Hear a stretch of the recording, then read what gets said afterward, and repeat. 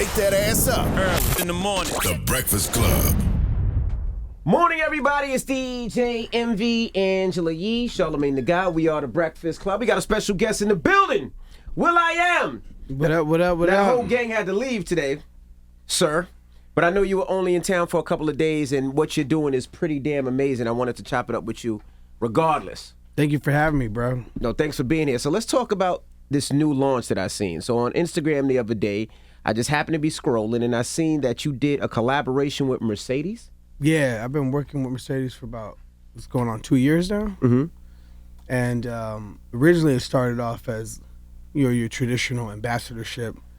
And then when the CEO, Philip, saw that I built 5 cars in the past and had invested in, autonomous vehicle in the past, he wanted me to reimagine a Mercedes. And so I put a team together on my own and funded the build, and took about a little over 9 months to make the car. Mm-hmm. So how did you get into building cars? That's something we don't necessarily hear too much, especially not from our culture, our community. So what got you into actually building cars, and how much does that cost? Because as kids, I mean, a lot of kids, we dream of building our own cars. We want our own cars. We design our own Legos. So what made you decide this, and how much does that cost, will.i.am? So, I grew up buying kit magazines and car magazines, and in the projects, they always used to, you see the homie with the MR2 or the Nissan or the Suzuki Samurai, and they would, drop them, put rims on them, Correct. Daytons on them. Yep. And that's what really got me into, dreaming about vehicles. And I always told myself that whenever I made some money or had some pocket change on the side to build something, I'd rather put my money there than jewelry. I'm not a jewelry guy. I don't rock chains or watches or gold teeth or fronts, stuff like that. Right. So the first car I made that I built was a reimagined Bug. Okay. A 1955 Bug. And that cost me a little over $500. Mm-hmm. Now, do you drive these vehicles, or do you just keep them in your garage to look at them? No, I drive them. Okay. But then I built a Tesla off of the Roadster. Mm-hmm. Then I built one off of the S series, the Tesla, the 4-door. Yep. S class, not the S class. What's the Tesla? Tesla S. Tesla S. Yep. Then I built a DeLorean, reimagined a DeLorean, and then a Thundervet. I mashed a Thunderbird and a Corvette, a 1958 Thunderbird and a 1955 Corvette. Right. And those were the 5 that I had built. And each one probably cost just a little over $500. I would go out on tour, make some money, and every year or two I would invest in a build. Correct. And but this one is the biggest by far. So with this one, Mercedes reached out to you, or you reached out to Mercedes for this build? I was an ambassador there, and Philip, the CEO, asked me to build a car, and I was blown away and shocked because, I'm audacious, but I didn't think that that would be a reality. Them being the best in vehicle making and R&D, both technically, design wise, and so when he pushed me to do that, I was just blown away. So I quickly put my team together, and the whole premise of the build was to auction it off, and the proceeds build robotic centers in the inner city. Now, I was going to ask you, now with this build, is this something that Mercedes wants to continue to build, or is this a one-off for auction? It's a 2-off. So one for the was supposed to be for the auction, but they had purchased it. Mercedes purchased it, and now it's going in the Stuttgart Museum. Mercedes Museum, in Stuttgart, Germany. Mm-hmm. And then the one is my joint. You keep it for yourself. Yeah. So, would you want to create your own car company where you're the manufacturer, Elon Musk, you're the CEO of Mercedes. You're the CEO of your own company. Is that where this is leaning towards and possibly what you want to do? I remember in 2006 when I first met the original founders of Tesla. I was really inspired by those cats, and that's what really got me into building cars when I saw the first Roadster. Right. And I invested in Tesla back in 2006. Well, if you invested in 2006, it paid off, I'm sure. Yeah. But sorry, hold on. So yeah, that's something that as long as it's for purpose, just to build a car, that's a heavy concept to materialize, to have your own car company. Well, what would be the purpose? I mean, you could say Tesla was, to cut down on gas, and they don't use real leather, vegan leather. A lot of the stuff that they have is really helping the environment. So that's Tesla's thing. But what would be your thing? I mean, part of it is the fact that you don't see minority owners in the car industry. I think there's one brother that has his own line that I think he used to work for Tesla. But besides that, what would be your purpose to do it? To fuse it with education and preparing our inner city kids for this autonomous tomorrow. So with electric vehicles and autonomous self-driving vehicles right around the corner, the people that are going to be impacted the most are us. There are no Uber drivers in 2035. A job is threatened, if not eradicated. If there are no bus drivers, self-driving cars, self-driving buses, self-driving trucks, etc. Yeah, delivery drivers. Yeah. So how do we prepare us for that? It's not like they're reinforcing education budgets to prepare people for that right now. So 2035 is looking really shaky for our community with all the jobs that are going to be replaced. But that doesn't mean there's going to be new careers and new industries that are going to blossom. But I would like those industries that are going to be in 2035 to come from our community. In order to do that, you need to upskill and get kids into science, technology, engineering, mathematics right now. Now, the car that you designed, what was the significance of the design? How did you design it? Did you take things off of other cars that you enjoyed, other cars that you liked? How did you design this car? How did you come out with the design? So I treated it like hip hop, like making beats. So, sampling James Brown drums has always been like the staple for a lot of hip hop songs. Skull Snap, Funky President, all these different types of drum loops out there. Right. Then, you would take a drum loop from James Brown, you would take a bass line from Ron Carter, you take a horn riff from Stan Getz, take a guitar riff from Jimi Hendrix, and some type of other elements from other songs, and boom, you have yourself a classic hip hop joint. Right. And I approached the same. I had the same approach for the car. So you're taking elements from the G-Wagon. You're taking elements from the SLR as far as the length and the wheelbase. The hood, yeah.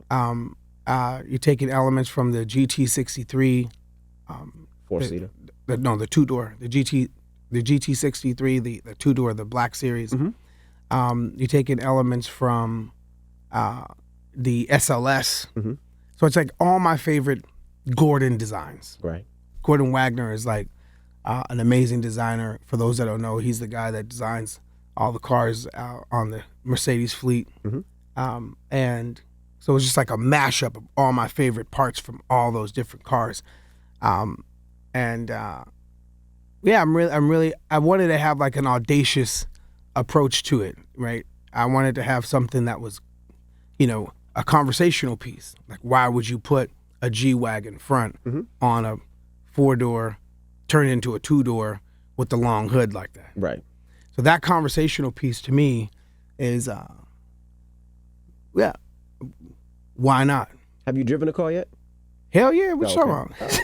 Just asking. Yeah, I didn't want to just like make a whip that just sat there. I wanted to make a whip that that's drivable. So to do that, you had to make sure you didn't move all the sonars and the radars. You had to make sure you didn't mess with the release mechanism for the airbag so it's super safe. Right. You wanted to make sure that all the sensors were intact, Right. in the right place. So and with that takes like putting together an awesome team that's highly skilled in engineering. And we built an awesome team, and to be vetted by the likes of Mercedes, interviewed, thumbs up, and approved. The team was awesome. Yeah, as soon as I seen that car hit you immediately, I was like, I need it for my car show. Absolutely. I want to ask, since you're so into the tech world, what are your thoughts on NFTs and cryptocurrency and the metaverse? What are your thoughts on it?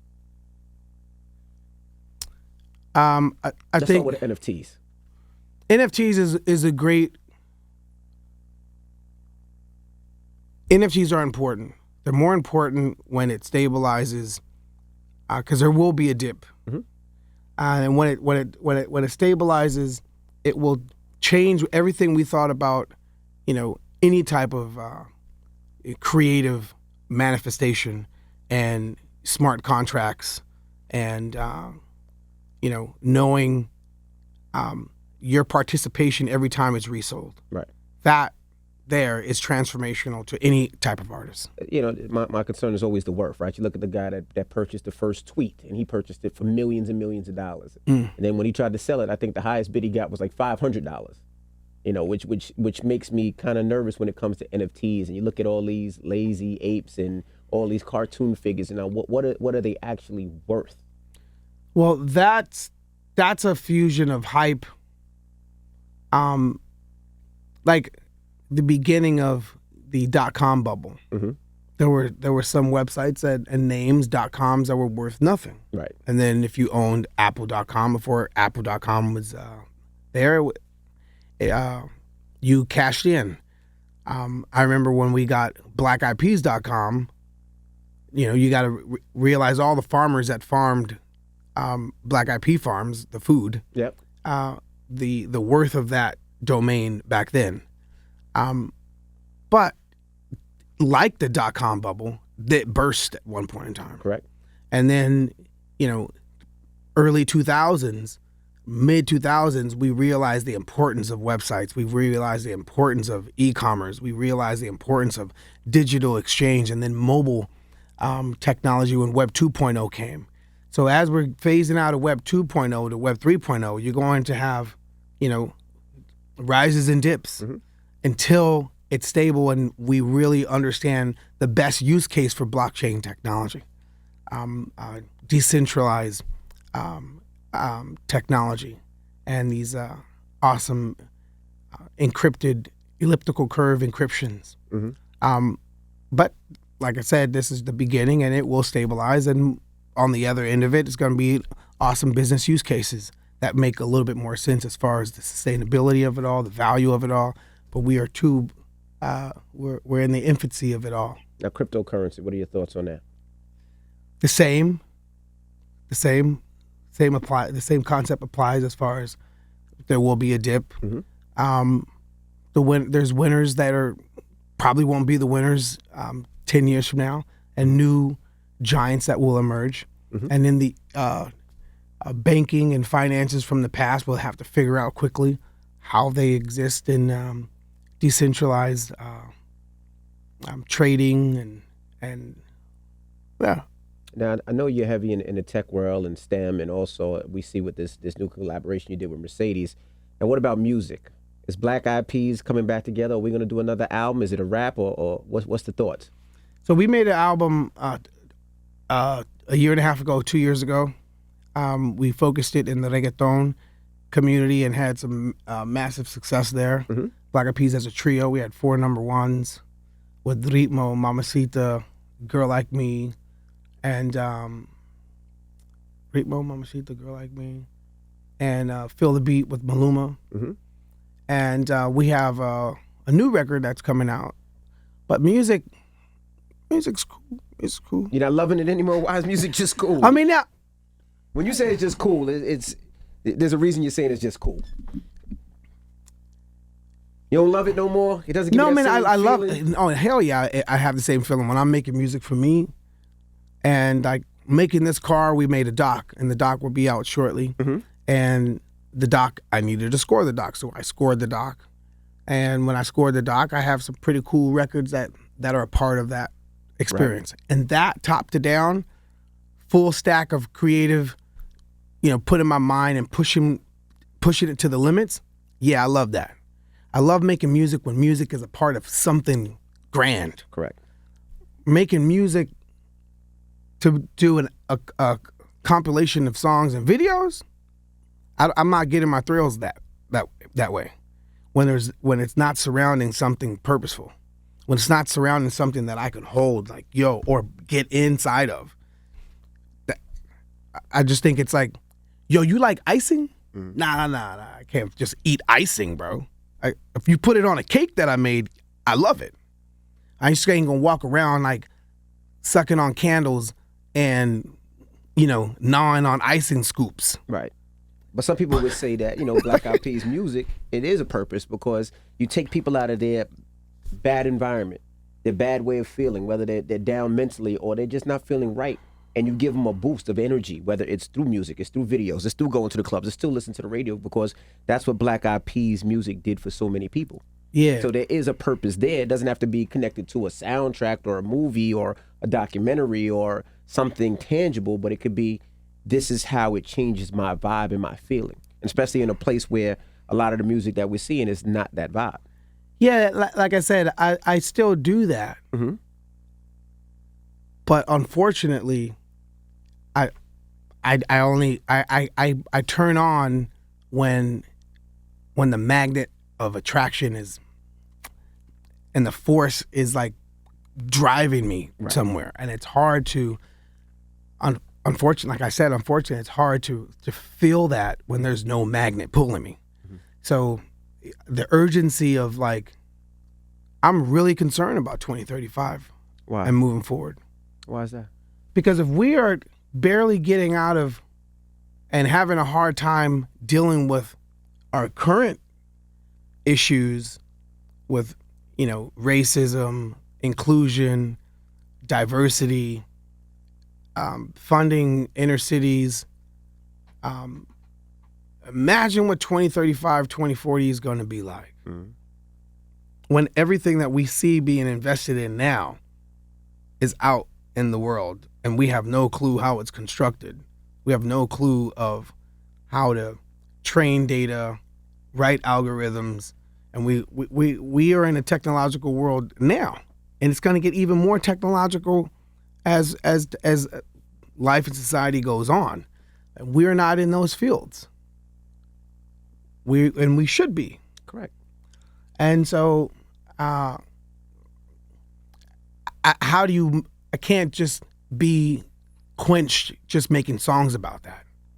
I have to do work about that. So 11 years ago, I started my foundation in Boyle Heights, where I'm from, 20 miles adjacent to the projects that I'm from. Mm-hmm. I started with 65 kids, and now we serve about 11,000 students in LA. Congratulations. With our robotics program. And not to pom-pom or like... No, that's great. Because we need to see more of that. To do it, right? Right, yeah. And we send kids to Dartmouth, to Brown, to Georgetown, to Stanford for engineering degrees, computer science degrees, poli-science degrees. And the premise of this build for the flip is to take the successes that we've had in the inner city and build more robotics teams across America. How do I take, the learnings, the success, and bring it to, other communities that resemble the conflicts, the life conditions, mm-hmm. the lack of opportunity building, and spread them around. As a kid growing up, right, and obviously you were into tech heavily, and coming up from California, how was that for you? The fact that I'm sure there weren't too many kids that were into robotics and to tech and to some of the things at a young child. So how was that for you growing up? Yeah, I went to a school called Brentwood Science Magnet. Ever since I was in there, that's awesome that you connected that, because I don't think if I went to that school I wouldn't be configured the way I'm configured. Having computer labs in first grade, second grade, third grade, one of the first schools in California to have Apple IICs and learning on them. So thank you, Steve Jobs, for that. And then when I got into music because of samplers and computers. Right. And I'm not a musician like John Legend's a pianist or Stevie Wonder's a musician. I make music because of the computer. And my curiosity made me want to know who are the people behind making this software, and then going out and hunting and finding and collaborating with that field, computer scientists, software programmers. I just want to know who made that Akai. How did they spin that board? What's the firmware there? Right. How long did it take to build? What did it cost to make that? That's what drives me, is like wanting to know like the architecture of the tools that I love, making the tools that changed my life. But school, Brentwood Science Magnet was the kickoff for all that. And I was going to ask, do you feel like when you do things that people respect and really appreciate you as an artist and for some of the things that you do? Because we look at so many different things, and we talk about some of the records that you produced and some of the stuff that you've done with helping kids in inner cities get into tech and get into robots and get into STEM. And do you feel like you get the flowers that you're supposed to get? That's not important. Getting flowers. What's important is getting these kids up to speed. And the flowers, if flowers are to be received, they're supposed to be received after the mission's complete. And that's later.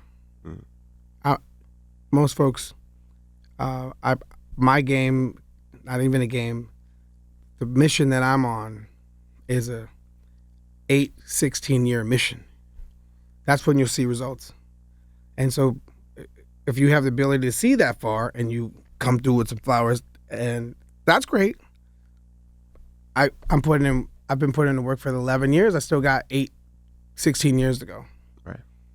When you see the results. It's going to take one of my kids and other kids that are in that field to create industries that we can't imagine. For example, I met this guy named Austin. Austin created this company called Luminar from LA. I'm like, yo, how old are you? 27 years old, he says. Yo, what high school did you go to? I didn't really go to high school. Wait, what college you go to? I didn't really go to college either. How are you the richest under 30 guy in the world? Oh, I created Luminar with LiDAR technology that companies like Mercedes invested in. And what LiDAR is like laser technology for navigation. Young kid, he got all of his inspiration and education and mentorship from being in part of robot competition teams. Right. Dude's awesome, Austin. So kids from inner city, they should want to compete in that field too. Right? But that's the thing, it's funny that you said that, not to cut you off. A lot of times kids don't see it as being cool because a lot of times people like you don't share the story and people don't get to see that, right? And I always talk about how I got into DJing. I got into DJing because this kid named Ernesto lived across the street from me. Ernesto? Ernesto. Me and Ernesto used to ride bikes and play basketball. One day I seen him driving a nice car. I pulled up to him. I was like, what are you doing? I thought he was selling drugs. He said, come to my mom's house after school and I'll show you. I came to his mom's house after school and his mom said, Ernesto's downstairs. I walked downstairs and Ernesto had all these records and crates and, turntables. And I was like, you do music? He was like, I'm a DJ. And I was like, so you can play the music that you want to play? And that's what made me fall in love with DJing. Now, Ernesto was DJ Clue. I never even knew that Clue was my neighbor, Ernesto. I just knew him as Ernesto. That's dope. But you see what I'm saying? Like, those stories, I feel like those kids, because a lot of times all we see is basketball, rapping. We don't get to see the stories of the kid that's the richest kid under 30 years old and, he created this from robot competitions. We don't see that side of it. we never see. So the fact that when I seen you build this car, I'm like, man, we never see people like ourselves building these cars, jumping into tech, producing, wanting to know how did MPC, what's the software to even make the MPC? Like, we don't ask those questions, and a lot of times we don't see it, so we don't, force ourselves to it. So I love the fact that you do it. That's why I asked about the flowers, because you're in a different space when it wasn't per se cool to do some of the things that you were doing. No, you get clowned. Like, it's cool. I've been clowned my whole entire life in the projects, being, a mama's boy in the projects, grandma taking you to church. They call you square because you ain't gang banging, or you don't do drugs, you ain't trying to sell drugs, you don't play basketball. I mean, I play pretty cool, but I didn't play on the team. All right. You get clowned. But when a person like Eazy-E signs you when you're 16, 17 years old, and he likes your style for your style, there's nobody can ever tell me anything when the person that started all this gangster stuff with Ruthless and NWA thumbs up you for your uniqueness. Right. That's all the stamp and credit I needed to be an individual. So now the path that I'm on, I'm not really looking for, the rose. I don't do it for accolades, roses. right? I do it for results, and really trying to. At first, just wanted to go back to my neighborhood And help your neighborhood. So for people that don't know, how did you meet Eazy-E? How did he actually wind up signing you? Oh, there was a rap contest, and I would battle cats, and I won every rap battle. They didn't want to beat you up, well, because I could imagine everybody now with bandanas and jeans and Timbs, and here you come with some crazy space boots and glasses. And no, back then I dressed thrift store because we were super poor. Mm-hmm. And what was your rap name back then? Will.i.am. Will.i.am. That's at the back of my Mercedes flip. It's called a will.i.am, but it's a GT W1X. Gotcha. Because that W1X, it's a symbol for my first time I saw the dream, a reality. And I had a yellow Fiero back in, that's what I bought with my money from Ruthless. So he sees you at this rap battle, or somebody tells him, and he says, I want to sign you. Yep. Now, you knew that at the time, his label was gangster rap, F bitches, get money. Was your raps like that back then? No, but they also had JJ Fad. That's true. And they also had Michelle. Mm-hmm. And they also had a group called Blood Abraham. And they also had a dude named Stefan. And Eazy-E was, he's a different kind of dude. He was an entrepreneur. And so studying and being around him ever since I was 16 years old gave me that vigor, that fearlessness, and my individuality to be me and not worry about what people are tripping on. So seeing everything that was around Eazy during that time, because Eazy had gangbangers around him and everything, that didn't make you scared, being a young boy at the time that just wanted to get into tech and rap? That didn't fear you at all? No, because the project that I'm from, Eazy was amazed. He was like, "Hey, nigga, they don't know you from the SA project." So my project is all Mexican gangs. Mm-hmm. And that's the reason why, like, when we switched over to loud music, I was able to write in Spanish because I grew up around all Mexicans. Mm-hmm. So, and Mexican gangs, especially in the 80s and the 90s, they didn't really get along with blacks. Mm-hmm. And but in my neighborhood, it was all love. And without going into details, we all know who provides what and what people sell. Right. And where it comes from. Mm-hmm. My neighborhood was super important. And so that stamp on top of stamp, and how my family was in the projects that we're from, love, nothing but love growing up. Mm-hmm. Damn it, nothing but love. The reason why I went back to my neighborhood. Reason why I went back to my neighborhood, because my neighborhood growing up, my life, bro. Mm-hmm. Still to this day, I go back. Still to this day, my family still works in the neighborhood. Wow. My uncle's the basketball coach for everybody. My mom was the after-school teacher, and the neighborhood mom. Like, you know, in the projects, everybody knows that mom in the neighborhood that took care of everybody's kids whose parents were not around. Mm-hmm. My mom was that mom in the projects. And so when Eazy-E, he had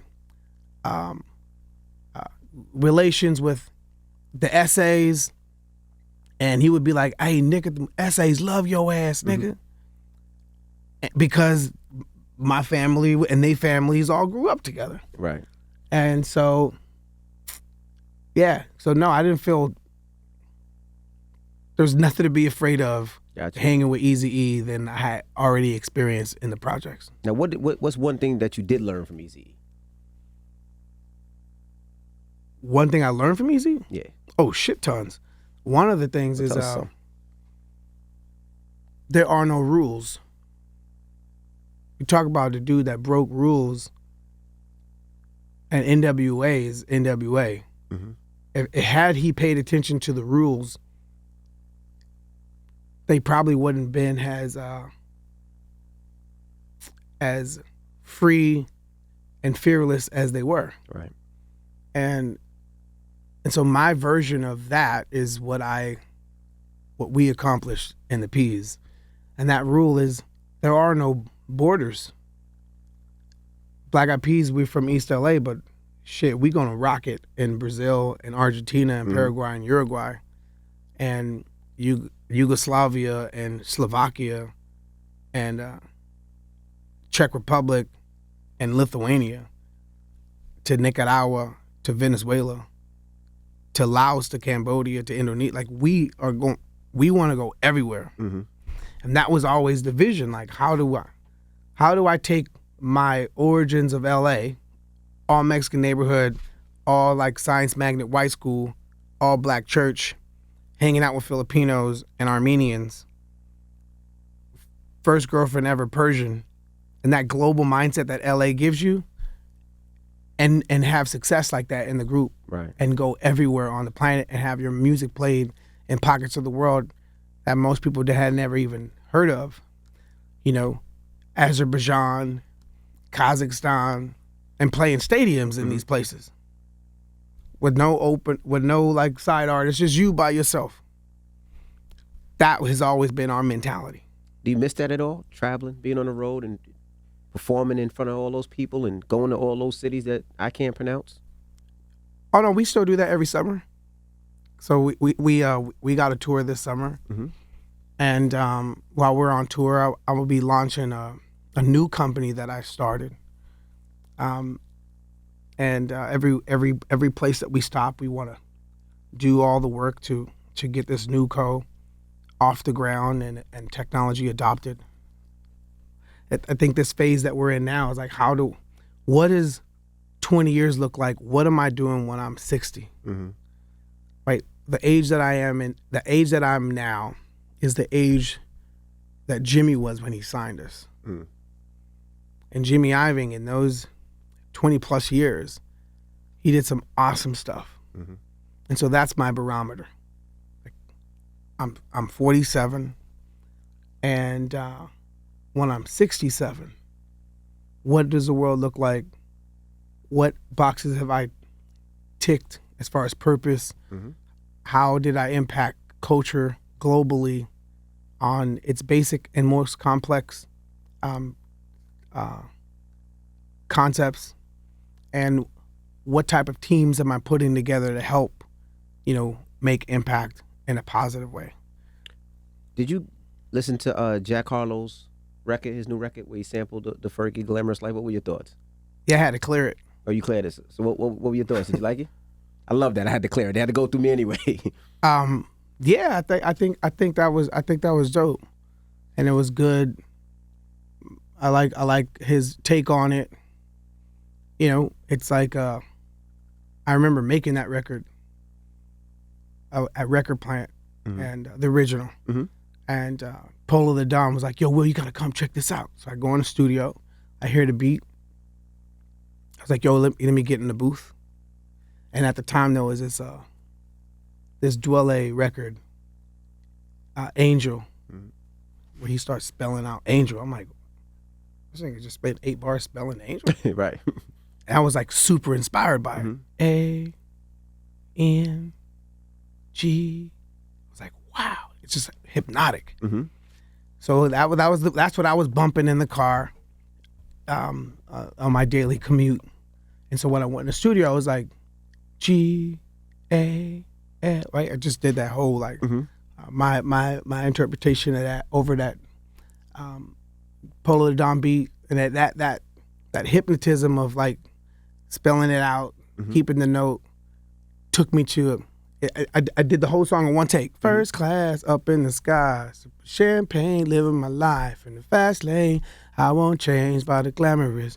Ooh, the flossy, the glamorous, the glamorous. Ooh, the flossy. And then boom, did the verse, one take. He was like, yo, you wrote that? I was like, no, I just freestyled this shit. Wow. And then he's like, I was like, yo, let me get this for Fergie. And he was like, what about Gwen? I'm like, no, Fergie, bro. And so Polo let me take the beat. Fergie sung it. And to bring that song back to life, you always wish, like, I sampled other things. So to be sampled is like, that's dope. That's dope. Because my whole career was a big chunk of my career sampling folks. Right. And I took that whole recipe and sampled Gordon and made a car. Right. So to be sampled is like, that's dope. Thanks, Jack. That's dope. And it's dope for me creatively. It's great for Fergie, and because she's awesome. And how's the rest of the team now? How is y'all still speak to each other often? With the whole crew? Yeah. Me and App and Taboo are like beyond brothers. Like beyond brothers. We are, like, I got a brother, Carl and Kanan, Marvin and Marcel. And then there's Apple. Gotcha. What is that? Is that your brother? Like, that's your brother. Is it beyond, though? Me and this dude dreamt this whole shit up. We dreamt it all. He didn't know any English. And then 2 years later, after he came to America from the Philippines, he signed a Ruthless with me. Nigga didn't know no English a year before, 2 years before. And Eazy-E was like, who are these niggas? I'm like, yo, no, this is my group. And Eazy liked the fact that here's a dude from the Philippines, and if you from LA, you know how prominent and the Filipino culture is in LA. So Eazy-E being like, yeah, okay, cool. That's the dude that you in the group. Okay, we'll sign him as well. So me, Apple, and at the time Mookie. Now it's me, App, and Tab, and we're beyond brothers. Like, that's dope. Yeah. So we talk all the time, every day. We have our daily prayer. We never been in a fight in our whole career. We never fought about nothing. Money, what we gonna do. We've never yelled at each other. Ever. Wow.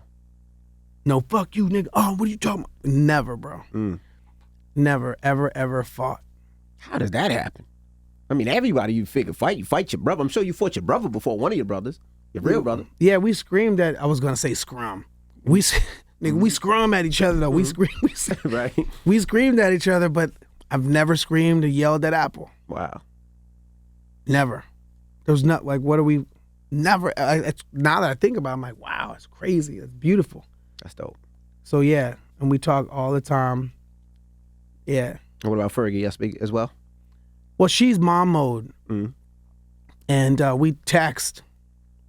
And send our love. But yeah, no, but not as much as we would like. Gotcha. Yeah.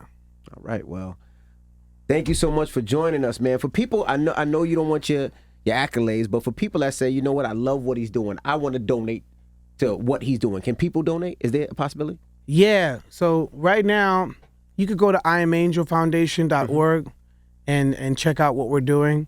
Or one other thing that Mercedes has never done either, they never really let anybody mess with their star. And so they gave me the ability, because it's connected to purpose, to reimagine their logo. So we turned the logo to a bear. That's dope. To bear witness. Sorry, hold on. We turned their logo into a bear for people to bear witness to. I think you answered the phone just in case. Oh, oops. So we turned the logo to a bear for people to bear witness to inner city transformation. Got you. And that merch, if you want the hat, the jacket, the hoodie, the whole thing is themed with the collegiate theme, because that's the whole premise of the mission, is to send kids from the inner city to college for engineering degrees, right? And science, technology, mathematics, and so go pick up the Bear Witness gear to participate and help out folks' transformation, so you can bear witness to their implementation of ideas to solve tomorrow's problems. Absolutely. Well, we appreciate you for joining us. Now, I asked will.i.am for the car show. He said yes, so we'll see which one he'll... Yo, wait, can I ask you a question? Sure. So, I'm a big fan. Thank you. And I follow you on Instagram. And how did you start your car show? I used to go to all these car shows, and I felt like the car shows didn't represent us. And when I mean us, like when you go to the international car show, you see a regular Mercedes, a regular Toyota, a regular Acura, a regular this, and those are cool and those are cute, but that doesn't represent our culture. I tell everybody my first car was a 1986 Honda Accord, right? I worked all summer to put 16-inch rims on it. I worked all summer to put Pia lights. I worked all summer to put a bazooka in it. And I used to drive up into Harlem, Queens, Jamaica Avenue, wherever I can. We used to drive down to Philly, Virginia. That was my baby. And I feel like we're missing that in the car culture. And I wanted to create a car show that represented our culture. So, yeah, you will see the Ferraris and the Bugattis and the Bentleys, but you also get to see that guy that just bought his Honda and put his own work to it, because that's everything to him. Yeah. You get to see the guy that has a Chevelle that worked all summer to put rims or to repaint it. You get to see all those as well as those high-end cars as well. But not only that, I have 6 kids. So sometimes when I bring my kids to the car show, I bring my daughter, after 10 minutes of walking around looking at cars, they're done. They don't want to do anything anymore. They're not into it like that. So what we do is we bring an element of family where there's gaming consoles, where kids can play. If you bring your kids, I bring my kids, they could play each other. Now they have friends now. We have rides and amusement rides and jumpies. And then we do things like we bring a crew in there, they call Double Dutch aerobics, and they teach kids how to double dutch and how to jump double dutch, which we don't see that anymore. Wow. We bring NASCAR. We bring the pit crew. Shout out to New York Racing Team, one of the few black-owned NASCAR teams, and they have the pit crew, and they show the kids how to change the tires fast. We bring monster trucks, the DMX truck that actually carried DMX. What? We bring that to the car show, and kids could take pictures of that. So we bring an element of different. There's so many different things where kids could have fun. That's why we say it's a family fun day. We encourage people to bring your kids, and I like to see family fun, and that's how I started. And I started just doing it because I just wanted a place to just show some of my friends' cars. And how many years have you been doing it? This is the 6th year. When we first started, we only wanted 1,000 people, and now we get about close to 20,000 people at the car show. And this year we're doing 5 cities. We're doing Houston, Atlanta, New York, Miami, and Detroit. And we bring so many people out, and I get so many people cars. And honestly, it's easier to get a car from an artist than actually get the artist, right? So if I say Cardi B, which I love, I say, Cardi, I need your car. She's more likely to be like, Amber, yeah, come to my house and come take it.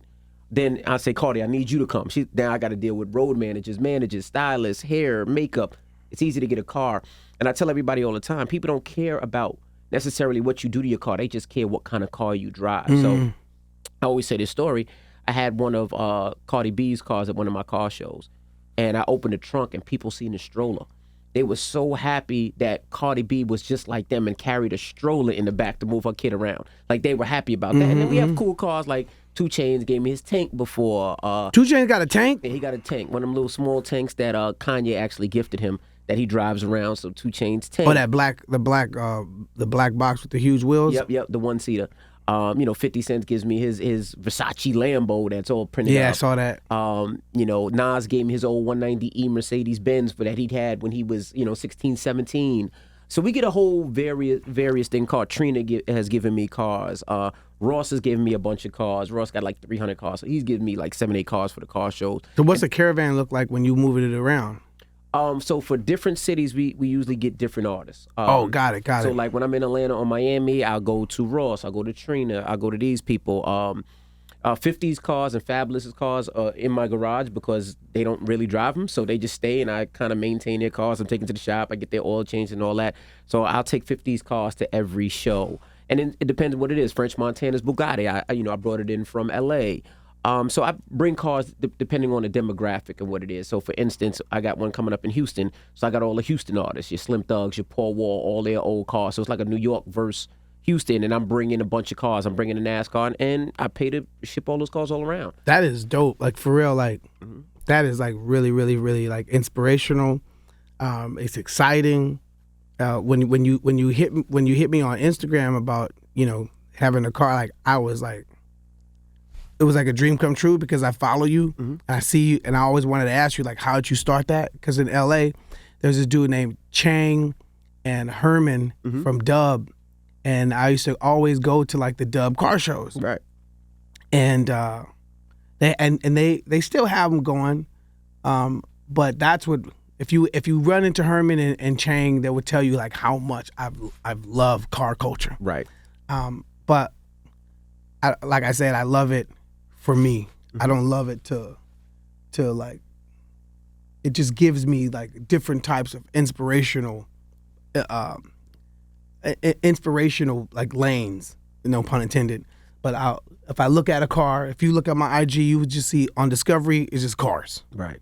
Because that's all I do is search cars. Me if you too, look at my overload. Pinterest, that's all I'm searching is cars. Me too, yep. Like, Me too. and it's been that way. So when the flip that I did for Mercedes made it in DuPont entry page and like car and driver, like to me, I was like, wow, this is like beyond a dream come true, because it's not like people from the projects, make whips from the ground up that make it to car and driver like that, Yeah. or make it to DuPont entry like that. Like I would just pick up those magazines and just dream, like in the projects, or me and my brother always be like, my car, that's my Bugatti. Same Like we thing, all yeah, we my all car, do yeah, that, yeah. you know what I mean? And so, but thank you for that. Thank you for doing what you do for car culture. Oh, thank you. And then seeing how to fill the gap as far as like the families and kids and parents going there as well. I would love to one day attend. And the car now it's in Europe, but I got 5 other whips. Yeah, enough said. Then I'm gonna need 1 or 2, and we'll get them to one of the car shows. And the best thing about it is, like with me with cars, I'm like a nerd when it comes to cars, right? So I'll be on the phone, well, let's say with Swizz, and we'll be talking for 2 hours, nothing about music. We'll be talking about cars for 2 hours long, about whatever. And it's to the point where before I buy a car, I have like a community of people that I call first. Like Swizz is one of them. Like Swizz is the battery in the back. He always says, "Go for it," So he's the one of them. Swizz is one that got me into like really taking building cars seriously. Yeah. We was at record plant, and I was telling him like, "Yeah, I want to build a car." He was like, "You should do it. You should do it. You creative like that." And so Swizz is like, "Yo, thank you, Swizz." And he came in deep. So for him to come to Miami to be a part of the launch meant so much to me. Absolutely. Because he was there at the spark of me wanting to build whips. Yeah, even his cars, when he builds them, he sends me the build sheet, asks me my opinion. Little Baby's another one. Little Baby's heavy into cars. He's heavy into kits. Like he loves the different kits, the Mansory kits, the different things to make his cars look different from anybody else's cars. Yeah. He's heavy into that. Trying to think, is there anybody else that I'm like speak to a lot? Ross is another one. Ross is crazy with it. Ross has about 250 cars, like ridiculous. And this is from old to new. He'll have like a Bel Air to the newest fire truck too. Like he is really into it. So I like to have those conversations. Snoop's into cars too. Snoop I know is into cars as well.